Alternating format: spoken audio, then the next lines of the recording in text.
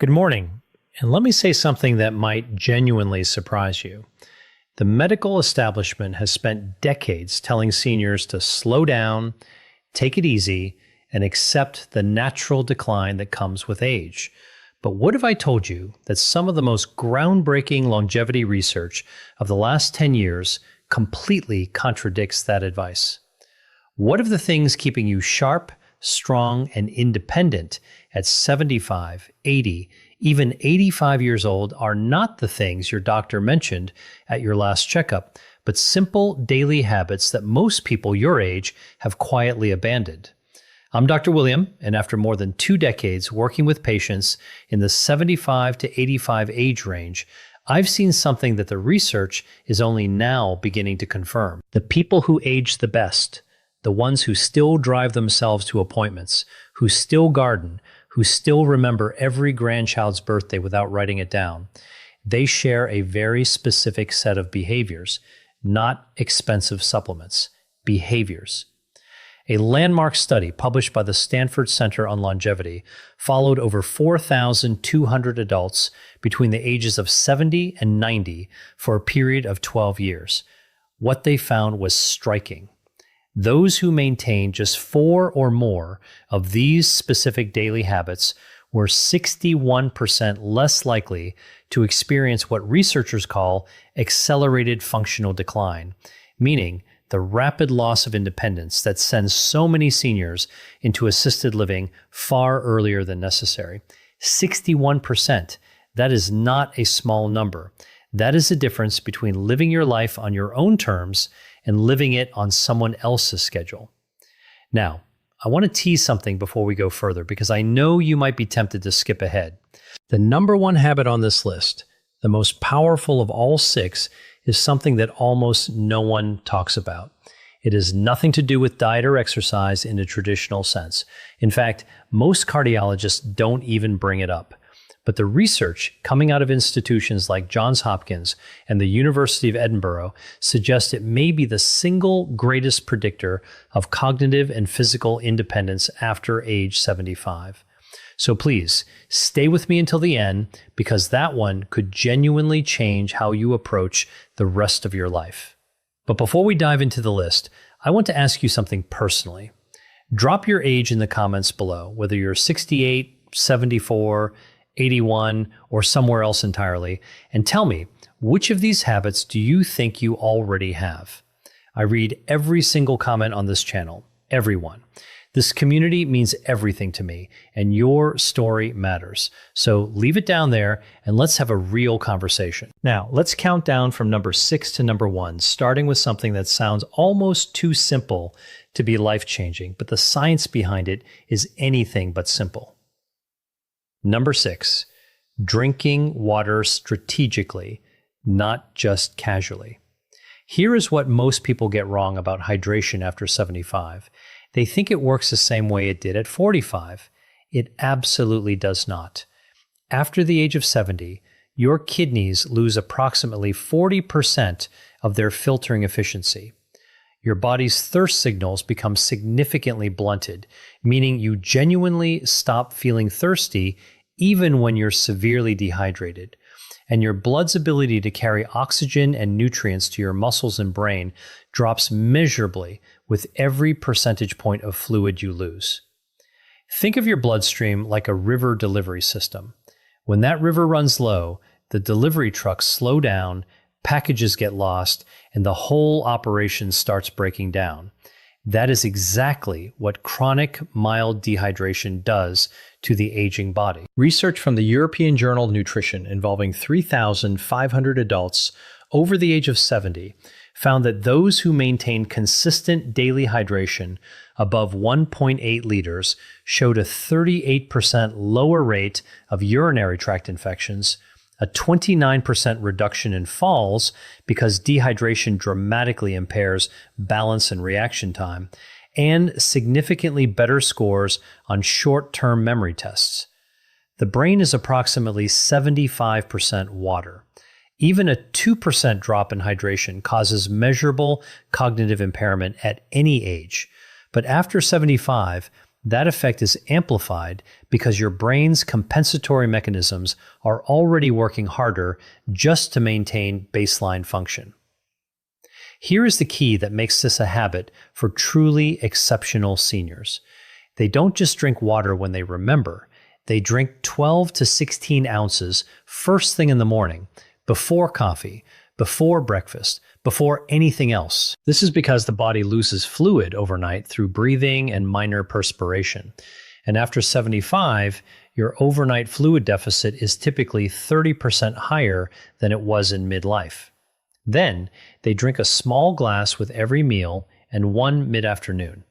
The synergy tip here is critical. Pair your morning water with a small amount of sodium, not table salt, but a pinch of high-quality sea salt or an electrolyte tablet. Because after 75, your kidneys have more difficulty retaining sodium.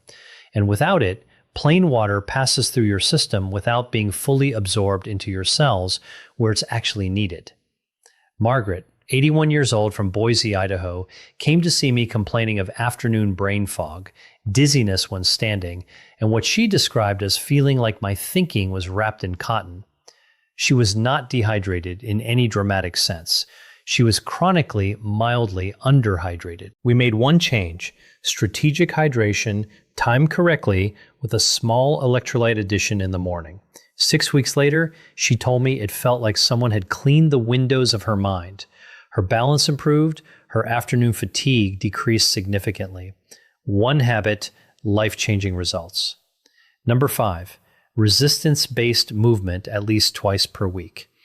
I need to be very clear about something here because I see this misunderstood constantly. When I say resistance movement, I am not talking about going to a gym and lifting heavy weights. I am talking about any movement that asks your muscles to work against a force, whether that's a resistance band, a light dumbbell, a wall push-up, or even carrying groceries with intention. The distinction matters enormously after 75 because of a process called anabolic resistance. Let me explain what that means. Anabolic resistance is the reduced ability of aging muscle cells to respond to protein and exercise stimulation. In practical terms, it means that after 75, your body needs more signal, more intentional resistance to maintain the same amount of muscle that a 50-year-old would maintain with half the effort. Your muscles are not lazy. They are simply harder to reach.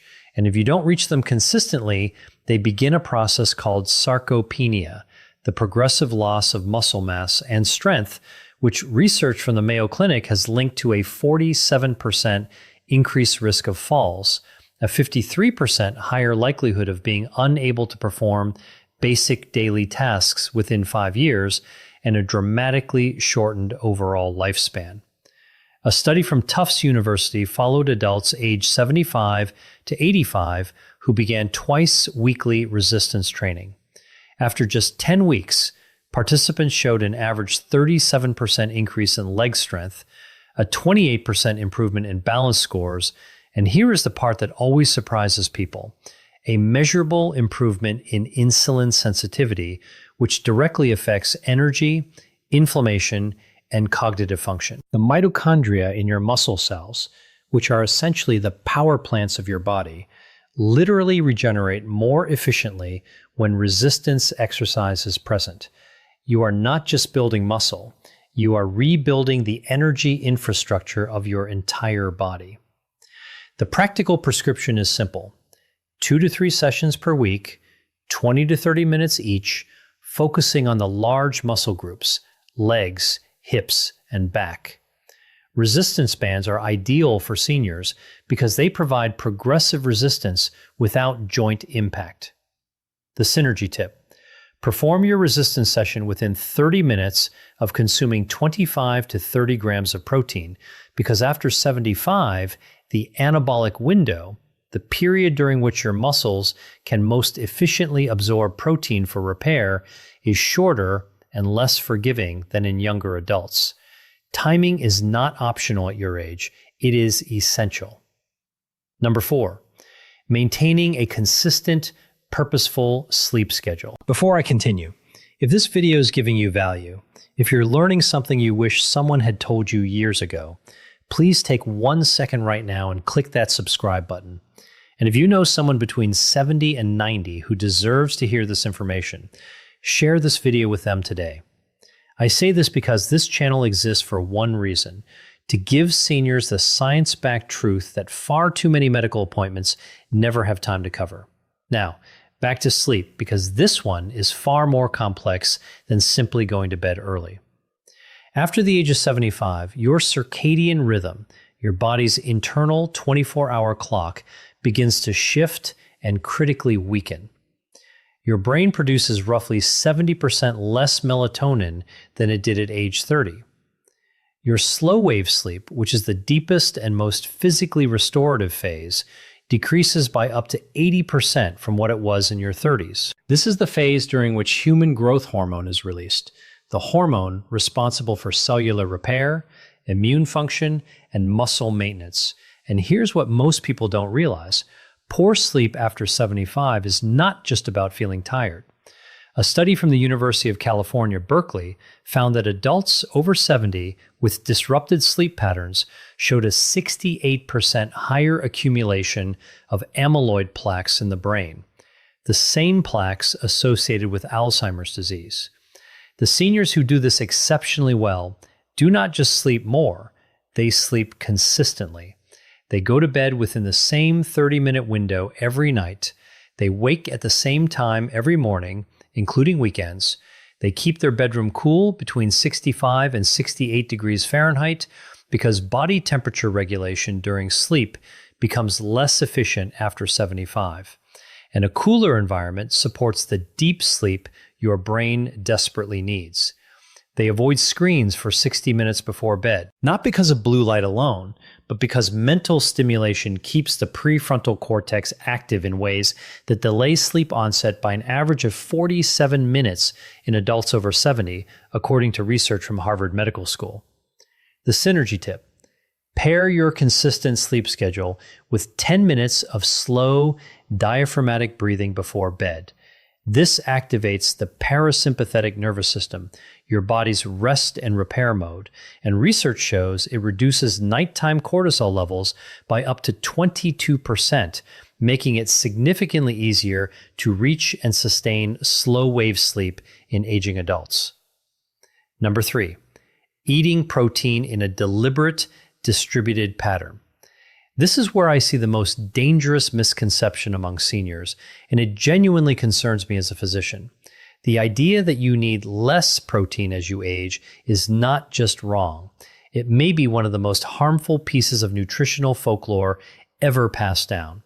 The truth is the exact opposite. After 75, due to the anabolic resistance I mentioned earlier, your body actually requires 50 to 75% more dietary protein per pound of body weight than a healthy 30-year-old to achieve the same muscle maintenance effect. Yet most seniors I see are eating half the protein they need, often because appetite decreases with age and high carbohydrate foods feel easier to prepare and consume. Research published in the American Journal of Clinical Nutrition involving over 2,700 adults aged 70 to 85 found that those who consumed at least 1.2 grams of protein per kilogram of body weight daily, distributed across 3 or more meals, maintained significantly more muscle mass, had 41% lower rates of hospitalization due to fall-related injuries, and showed markedly better immune response to common infections like influenza and pneumonia.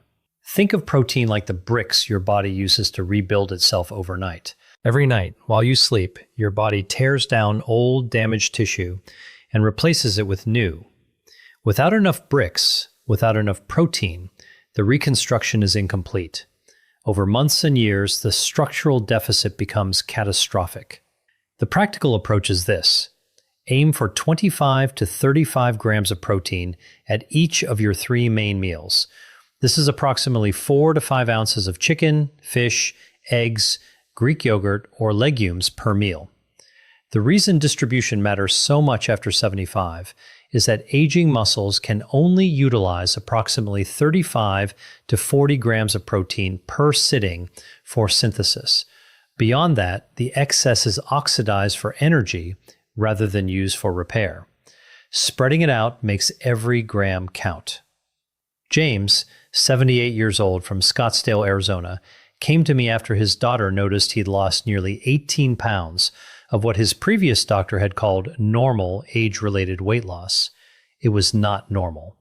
He was losing muscle, not fat, and his grip strength, a powerful predictor of longevity in older adults, had dropped to the bottom 15th percentile for his age group. We restructured his meals around deliberate protein intake. 12 weeks later, he had regained 11 pounds of lean mass. His grip strength was back in the 60th percentile, and he told me with unmistakable pride that he had carried all of his own groceries from the car for the first time in 2 years. The synergy tip: pair your protein meals with a small amount of vitamin C, an orange, some bell pepper, a splash of lemon juice, because vitamin C is essential for collagen synthesis, which works in tandem with dietary protein to maintain not just muscle, but the connective tissue, joint cartilage, and skin integrity that collectively determine how well your body holds itself together after 75. Number 2, daily intentional social engagement. I told you earlier in this video that one of the top 2 items would surprise you. This is the one that surprises most people because it sounds too soft, too emotional to be a medical recommendation. But I want to be absolutely clear. The research on social engagement and longevity in adults over 75 is not soft. It is some of the hardest, most replicable science in modern gerontology.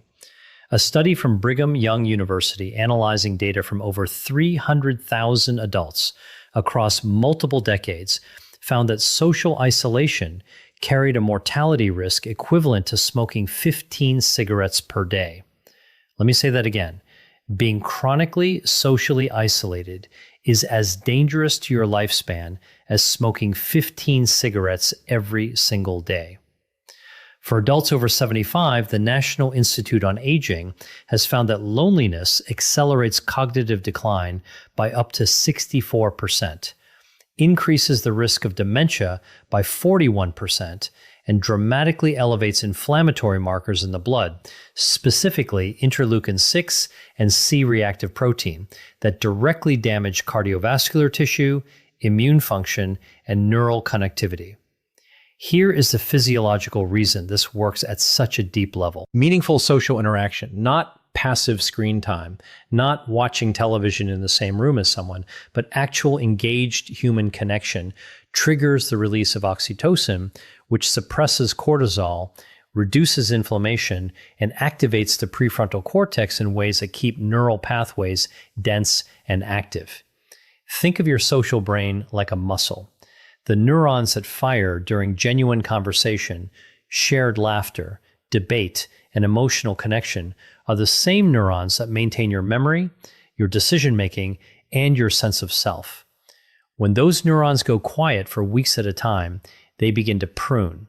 And after 75, neuroplasticity, your brain's ability to form new connections, has already decreased significantly, making unused pathways far harder to restore.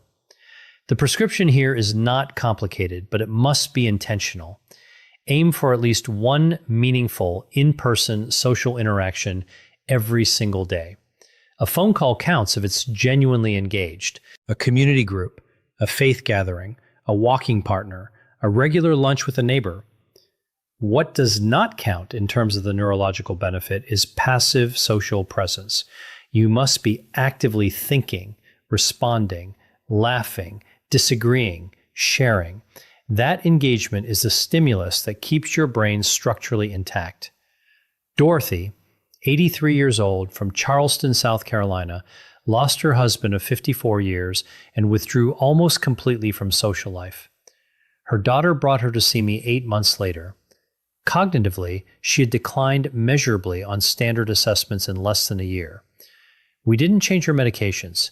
We built her a social schedule. a weekly book club, a daily 20-minute phone call with a rotating list of friends and family, and a twice-weekly volunteer shift at her local library. 8 months after that, her cognitive scores had returned to near baseline. Her inflammation markers had dropped. Her daughter told me she seemed like herself again. Social engagement is not a luxury at 75 and beyond. It is a biological necessity. The synergy tip: pair your social engagement with physical movement whenever possible. A walk with a friend, a gentle exercise class with others, gardening with a neighbor.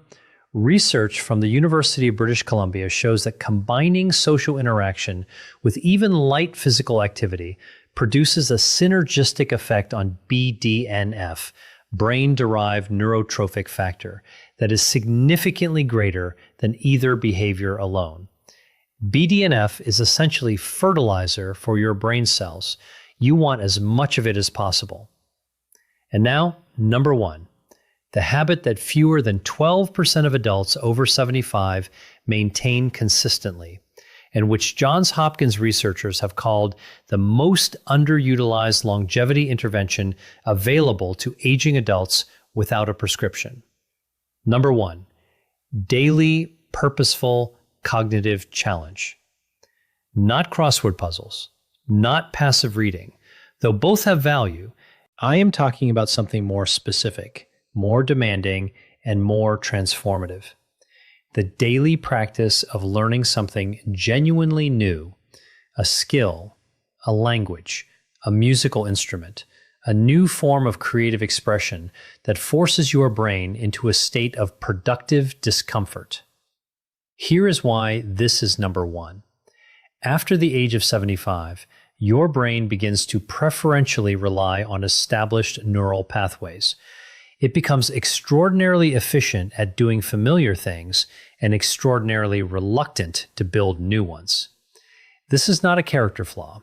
It is a survival mechanism, an aging brain conserving metabolic energy by favoring the familiar. But here is the problem. This preference for the familiar is also the mechanism by which cognitive reserve is depleted. Cognitive reserve is the brain's resilience buffer, its ability to compensate for age-related structural changes and still function at a high level.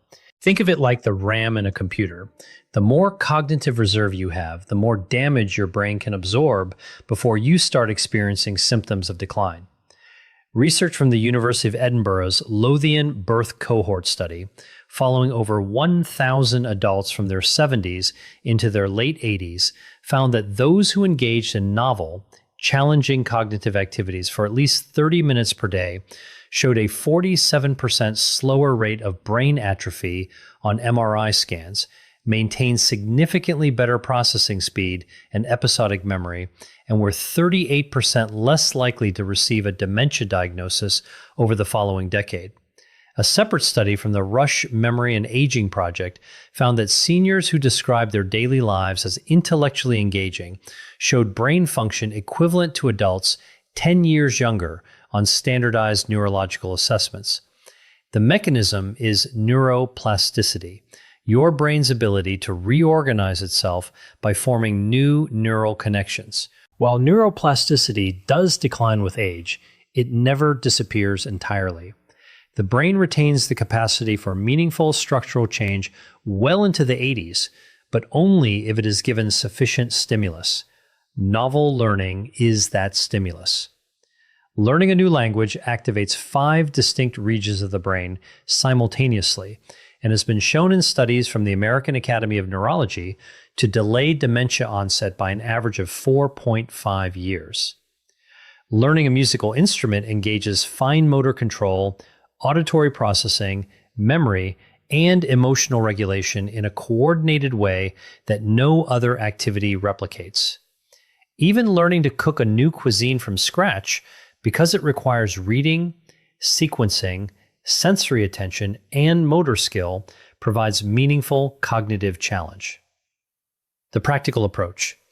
Choose one genuinely new skill every 3 to 4 months and spend at least 20 to 30 minutes per day actively learning it. The key word is actively. Watching someone else play guitar on YouTube is not learning guitar. Sitting with an instrument in your hands and struggling through a chord progression is. The struggle, that productive discomfort, is where the neurological benefit lives. It is the cognitive equivalent of resistance training. The resistance is the point. Robert, 79 years old from Portland, Oregon, retired from a 40-year career as a civil engineer and, by his own description, spent the first 3 years of retirement doing very little that truly challenged his mind. He came to see me after noticing increasing difficulty recalling names and following complex conversations. His MRI showed age-appropriate changes, nothing alarming, but his cognitive reserve scores were lower than I would have liked.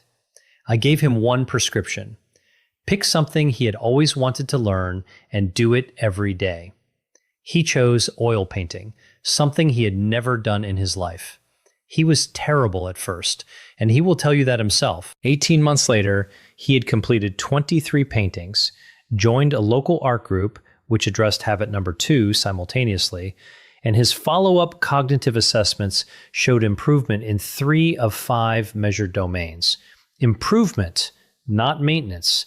Improvement at 79. The synergy tip. Pair your daily cognitive challenge with omega-3 fatty acid intake, specifically DHA, found in fatty fish like salmon, mackerel, and sardines, or in high-quality fish oil supplements. DHA is the primary structural fat of brain cell membranes, and research from the Framingham Heart Study shows that adults with higher DHA levels demonstrate significantly better neuroplasticity responses to cognitive training. In other words, DHA helps your brain absorb the benefit of what you're learning. It is the fertilizer beneath the seed. All scientific references for everything discussed in this video are available in the description below. I encourage you to read them, share them with your doctor, and have an informed conversation about what is right for your specific situation. Now, let me close with something I say from the heart. Because I have sat across from enough patients in the 75 to 85 age range to know that this period of life is too often treated as a countdown rather than a continuation. It is not.